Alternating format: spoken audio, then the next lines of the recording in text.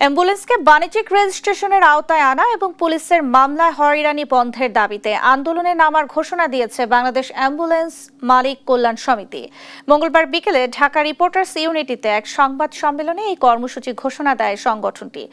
Ambulance মালিকরা বলেন, যথাযথ আইন বাস্তবায়ন না হওয়ায় দেশের জরুরি স্বাস্থ্যসেবা খাত চরম সংকটে পড়েছে। সমিতির নেতাদের দাবি, অ্যাম্বুলেন্সকে বাণিজ্যিক রেজিস্ট্রেশন না দিয়ে মাইক্রোবাস হিসেবে শ্রেণীবদ্ধ করা হয়, যা সম্পূর্ণ অযৌক্তিক। সরকার কর্তৃক আমাদের প্রথম দাবি মেনে নিলেও দ্বিতীয় যে দাবিটা ছিল আমাদের রাস্তায় ট্রাফিক পুলিশ দ্বারা হয়রানি, সেটা প্রতিনিয়ত আগের থেকে দ্বিগুণ আকারে বেড়ে গেছে। যে সমস্ত গাড়ি ডাম্পিং করা হয়েছে এবং মামলা দেওয়া হয়েছে, নিঃশর্তে আমরা সেই মামলা এবং ডাম্পিং উইথড্র করার জন্য ঊর্ধ্বতন কর্তৃপক্ষের কাছে দাবি জানাচ্ছি।